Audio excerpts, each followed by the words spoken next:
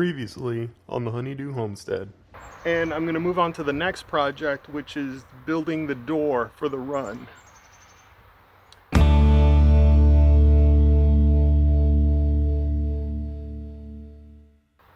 Moving parts are a little bit, they're kind of like my nemesis. I've always struggled with like hinges and drawers and that kind of stuff, but we're gonna get it done. I have confidence, and to add to my troubles, I'm gonna make a door that's just a little bit different. We're gonna try to make a full Dutch style door, which is the two parts, the bottom swings, the top swings, and then they both swing together, because let's buy more hardware, spend more money. Don't do what I do, all right? Do as I say, not as I do. This coop is way too expensive if you're just looking for some eggs in your backyard. But I'm having fun. We're having fun here, aren't we?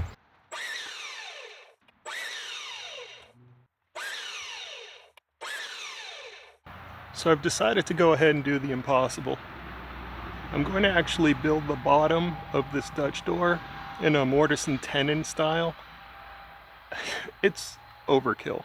It's way overkill. I could just use some angle brackets, some quick nails. This would be like a 2-minute job. Instead, it's probably going to be like a 2-day job. But I think in the end, it's going to look really nice. I hope. And hopefully it's not too heavy. Here my plan is to trim off the rounded corners of the 2x4 because they don't really make for good joinery. You really want nice square edges so everything looks like one solid piece when you're done. Unfortunately, I am going to lose some material, a little bit of thickness on these 2x4s, but I think that's okay. Even if they come out to being 1.5 by 3, I think that's plenty thick for the frame of a door. Certainly a chicken run door.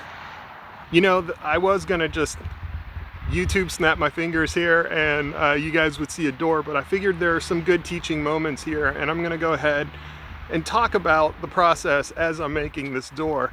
I've made this before, and I have some videos on my channel about how I built barn doors, and I did a mortise and tenon style with those, but honestly, I don't remember how much detail I went into it back then, because I was just really kind of kicking off the channel, and we were sort of moving here at the same time. Anyways, let's go ahead. I'll show you what I'm doing right now, and then I'll kind of explain how it all works. Okay, so I went ahead and I ripped the sides of these 2x4s. So I went from having a 3.5 size board to about 3.25. So I took about 1/8 off of each side.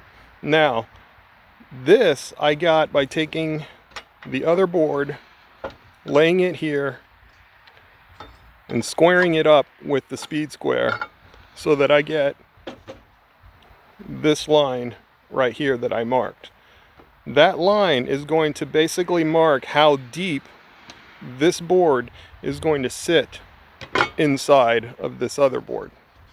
And that's kind of the idea behind mortise and tenon, is you're basically trying to like finger weave these two boards together. Now right here I went ahead and marked this with a pencil.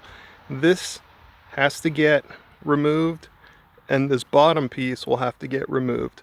Now keep in mind, a 2x4, nominal 2x4 is 1.5 inches thick. So if I were to cut this into 3 bits, each one of these would be a 1/2 inch. So I got to take a 1/2 inch off the bottom, 1/2 inch off the top, and this is going to leave me with a little sliver that runs all the way back to this line here. And all of that is going to slide into this board right here. Now, in order for that piece to slide into this board, I'm going to have to basically do the opposite of what's happening here.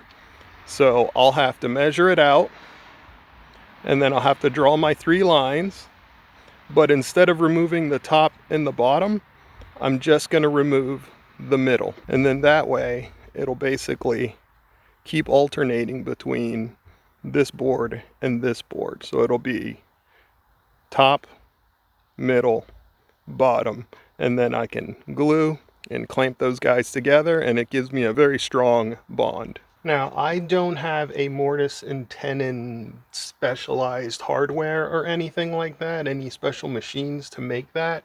I'm gonna have to do it on the table saw, which can be dangerous. So to at least help me keep my hands clear and keep the pieces straight, I took 2 just random scrap pieces of plywood. I used the speed square to get a nice square edge. Now, I just drove a couple of little brad nails in there just to hold it. Doesn't have to be structural.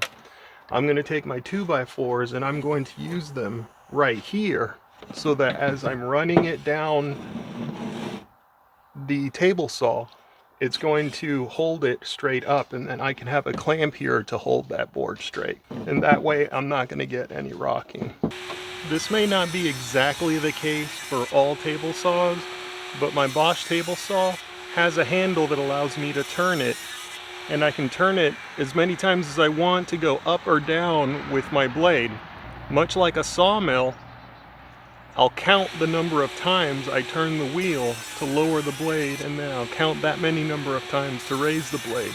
You don't want to cut the full thickness in a single pass. You're going to burn the blade up, you're going to burn the wood. So you want to lower it. For me, I lower it about 5 or 6 rotations, and then I might start to raise it maybe 3 rotations at a time. Something you're going to want to keep in mind when you're cutting the 2 sides, after you're done cutting these tenons and you're going to cut the mortise, you're going to have to adjust the fence on your table saw to accommodate for the kerf of your blade. In my case, it was about 1/8 of an inch.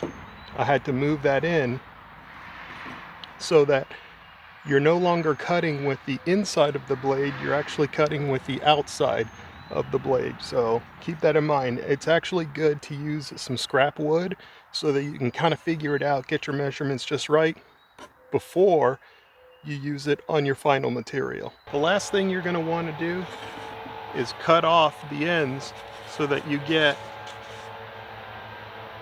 this kind of look here, and this is your tenon, and the mortise is the other piece that's going to cup right on top of that. So once you've made those vertical cuts, you just have to cut the sides off. The tenons are the easy one. The mortises are a little bit harder. Basically for the mortises, all you have to do is you keep bumping your guardrail here, and you just keep taking small slices out of the middle until all you have left are the 2 sides. Realizing the insanity of what I'm doing, building this kind of door for a chicken run, I am going to take one shortcut, and you may have seen it when I was building the nesting box door. Instead of running a dado and then inlaying the boards on the inside of the door frame, I'm going to go ahead and actually just assemble the frame as it is, and then use stops the same way you would see like on an old window or something, where you can kind of pry those little stops off and take the window panels out. I'm going to use a similar technique for the paneling on this door. But again, I just need something there to cover that space and be strong enough to stop, you know, some predator. Keep that in mind. I only have to make the door at least as strong as the hardware cloth.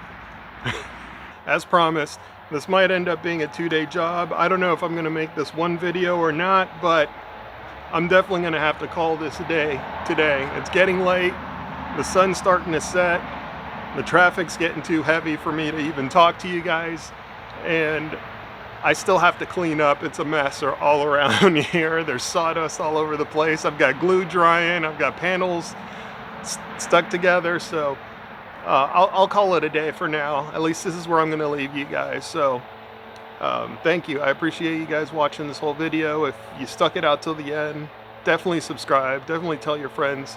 And yeah, we'll see where it goes from there. But in the meantime, as always, you guys be good.